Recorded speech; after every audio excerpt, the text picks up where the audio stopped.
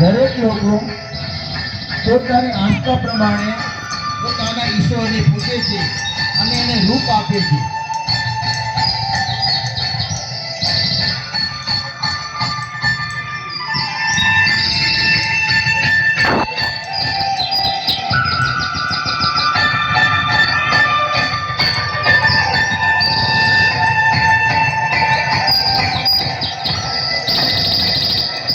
હિન્દુ છે તે કૃષ્ણનું સ્વરૂપ એટલે કે ભગવાનનું સ્વરૂપ આપે છે.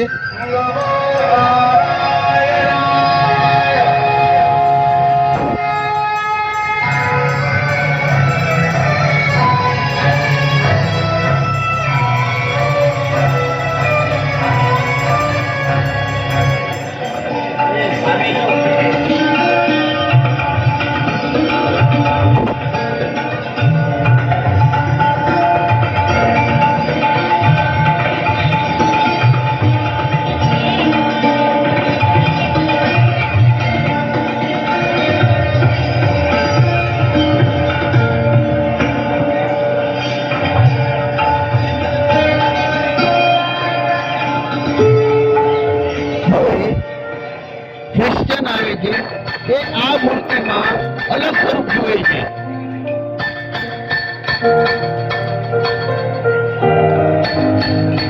તે ઈસુ ગોડ બનાવે છે. આમાં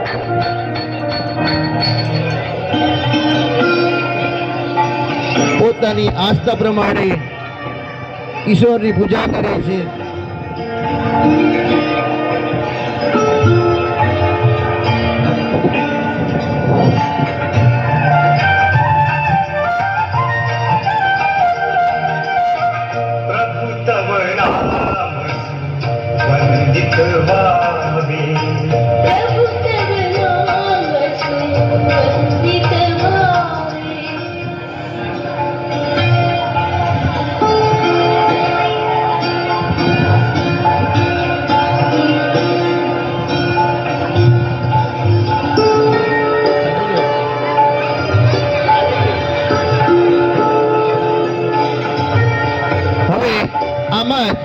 મુસ્લિમ છે તે પોતે પોતાની રીતે આકાર આપે છે.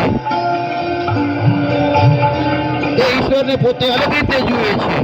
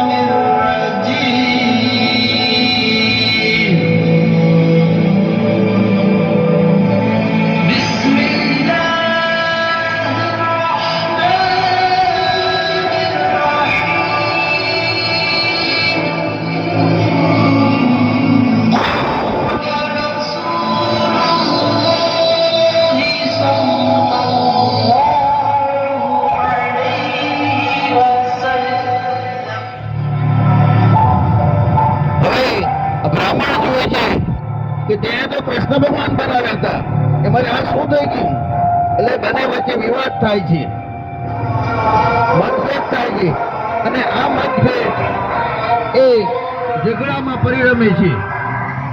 હા, ત્યાં ભાઈ સમજાવે કે ઝઘડો નહીં, એકતામાં જ શક્તિ છે. બ્રાહ્મણ આવે છે.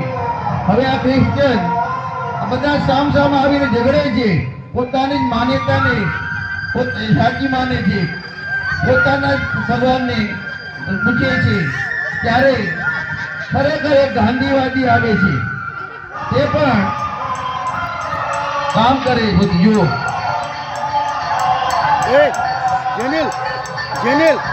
દરેક વ્યક્તિ પોતાના ધર્મને જ મોટો માને છે.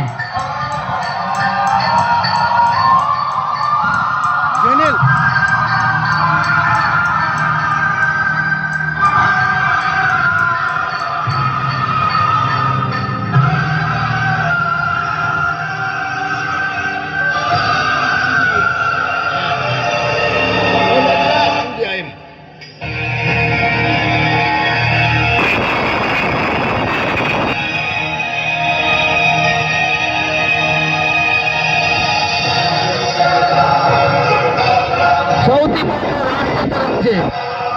બીજા બધા જ ધર્મ એની મને ગૌણ છે. આપણે જ્યારે હિન્દુ, મુસ્લિમ, ખ્રિસ્તી બધા એક થાય ત્યારે દેશ આગળ વધી શકશે. હા, દરેકનો હિન્દુનો કેસરી રંગ, ક્રિશ્ચિયનનો સફેદ અને મુસ્લિમનો લીલો રંગ એ ભેગા થયા ત્યારે આપણો તિરંગો ઝંડો બને છે.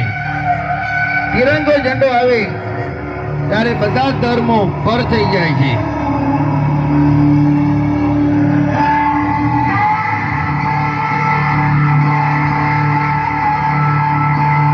આપણે અંદરના મતભેદને ભૂલી અને રાષ્ટ્રને મજબૂત બનાવવું જોઈએ એ ભાવના બતાવે છે. વંદે માતરમ.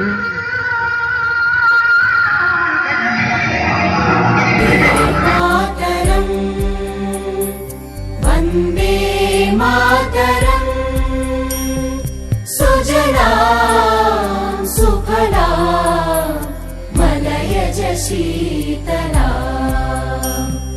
सस्यश्यामलां मातरम् वन्दे मातरम् शुभ्रज्योत्स्ना पुलकितयामिनीं